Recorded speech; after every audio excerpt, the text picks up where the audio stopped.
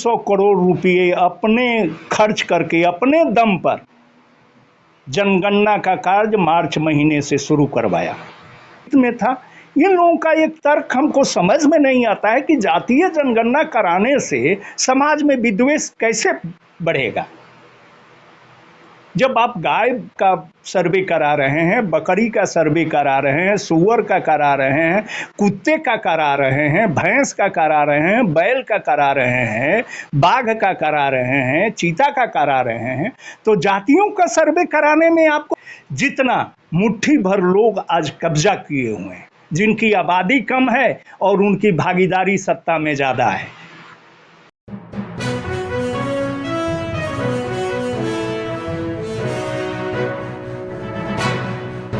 आप देखना शुरू कर दिए हैं महानायक टीवी न्यूज। साथियों, अभी बिहार में जातीय जनगणना शुरू कर दिया गया है, तो इसी मुद्दा पर आज आरजेडी के जिला प्रवक्ता हरिलाल यादव जी हैं, उनसे कुछ हम बात करते हैं इसी मुद्दा पर। तो सर, स्वागत है महानायक टीवी न्यूज। बहुत बहुत धन्यवाद और स्वागत आपके और आपके दर्शकों का भी। बहुत बहुत धन्यवाद सर।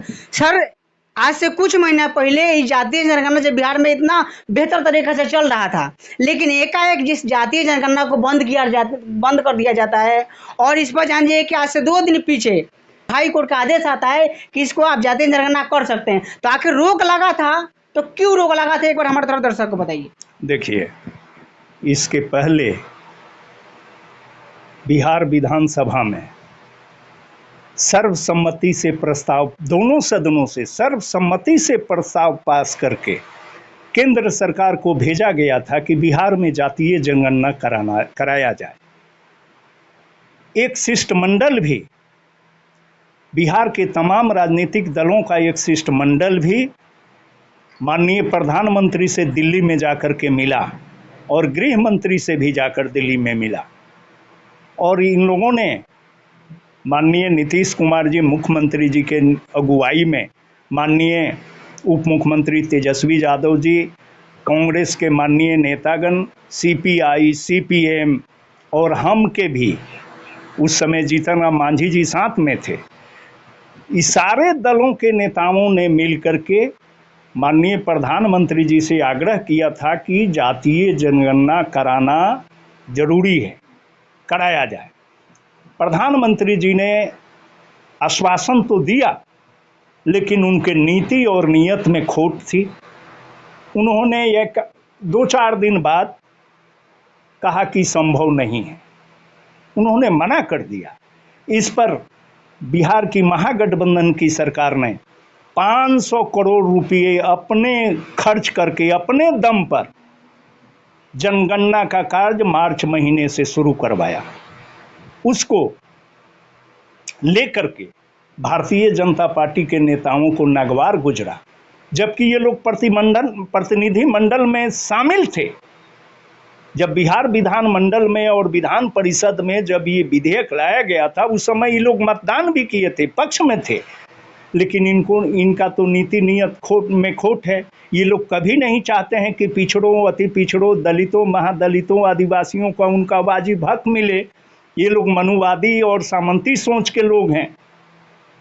तो इन्होंने दो भसिए की तरह हाँ कहा और ना कहा, जिसका नतीजा हुआ कि इन्हीं लोगों का दिन था कि पटना हाई कोर्ट में ये लोग रीट याचिका दायर करवा दी, जिस पर माननीय उच्च न्यायालय ने, पटना उच्च न्यायालय ने अंतरिम आदेश दे करके रोक लगा दी। बिहार सरकार ने अपना मजबूती के साथ पक्ष रखा कि क्यों जातीय गणना कराना जरूरी है। जिसकी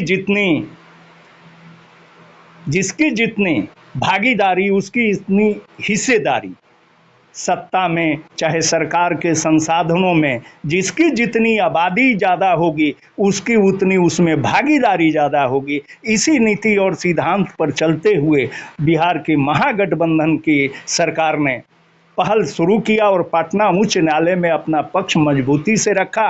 माननीय chief justice Patna high court और 2 अन्य जजों की बेंच ने परसों जो अपना फैसला सुनाया, उससे वो फैसला स्वागत योग्य था, बिहार के हित में था। बिहार के लोगों के हित में था। इन लोगों का एक तर्क हमको समझ में नहीं आता है कि जातीय जनगणना कराने से समाज में विद्वेष कैसे बढ़ेगा। जब आप गाय का सर्वे करा रहे हैं, बकरी का सर्वे करा रहे हैं, सूअर का करा रहे हैं, कुत्ते का करा रहे हैं, भैंस का करा रहे हैं, बैल का करा रहे हैं, बाघ का करा रहे हैं, चीता का करा रहे हैं, तो जातियों का सर्वे कराने में आपको इतना परहेज क्यों है? परहेज सर इस बात से यहाँ पर हो रहा है क्योंकि अभी जो केंद्र सरकार है तो यहाँ पर धर्म के और जाति की राजनीति करती है। अगर यहाँ पर जाति जनगणना सक्सेसफुल हो जाता है तो उसका तो राजनीति खत्म हो जाएगी। इसी के डर से तो ये लोग ये न के न प्रकारे न कोई हथगंडा अपना करके इस जनगणना को रोकने का प्रयास किया, जिस पर माननीय उच्च न्यायालय ने बड़ी गंभीरता से इस पर विचार किया और कहा कि नहीं, समाज के अंतिम पायदान पर जो व्यक्ति खड़ा है उसको भी सत्ता में और सरकार के संसाधनों में उतना ही हक है जितना मुट्ठी भर लोग आज कब्जा किए हुए हैं, जिनकी आबादी कम है और उनकी भागीदारी सत्ता में ज़्यादा है। इसीलिए बिहार सरकार ने क्रांतिकारी निर्णय लिया, ऐतिहासिक निर्णय लिया कि हम चाहे जो कुछ भी हो, हम बिहार में जातीय जनगणना कराएंगे तो कराएंगे, और भले केंद्र सरकार न कराए लेकिन हम अपने दम पर जातीय जनगणना कराएंगे, जिस पर माननीय उच्च न्यायालय का फैसला आया और उस फैसले के तहत त्वरित कार्रवाई उसी दिन से बिहार के चीफ सेक्रेटरी ने सेक्रेटरी साहब ने जिले के सभी जिलाधिकारियों को स्पष्ट दिशा निर्देश दिया कि अविलंब जातीय जनगणना का जो अधूरा कार्य है उसको शुरू करवाइए। तो सर इसमें देखा जाए 80% तो काम उसमें हो गया है। हाँ। बाकी तो जो काम हो गया है उसको जल्द से जल्द पब्लिश किया जाए। हाँ, 1-2 महीना में ये खत्म हो जाएगा। 20% आपके कहने के अनुसार या सब लोग जानते हैं 80% काम जातीय जनगणना का हो चुका है। जी जी। 20% बचा है तो 20% का काम 1 महीने से 2 महीने के अंदर हो जाएगा और उसको पूरा प्रकाशित कर दिया जाएगा बिहार में कि इस जाति की इतनी आबादी है, इतनी संख्या है। उस अनुपात से बिहार सरकार अपना रोड मैप तैयार करेगी और उस पर अमल करेगी। जहां जहां जिस राज्य में गैर भाजपा की सरकारें हैं वहां वहां भी जातीय जनगणना शुरू होने जा रहा है। यानी बिहार से जितना भी स्टेट के लोग हैं वो सीख ले रहे हैं। हाँ, एकदम सीख ले रहे हैं।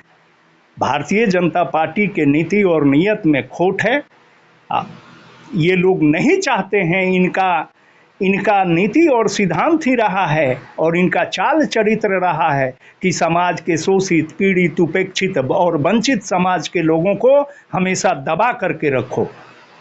और जो कुछ इने गुने भाजपा में इन समाज के नेता लोग हैं वो केवल पोस्टर बॉय हैं।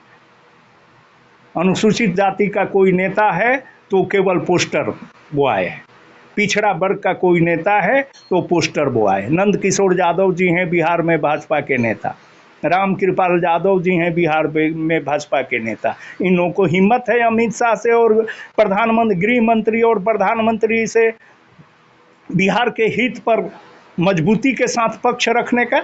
आज तक इन लोगों ने पक्ष रखा कि बिहार को विशेष राज्य का दर्जा क्यों नहीं मिला, बिहार को आर्थिक पैकेज क्यों नहीं दिया गया?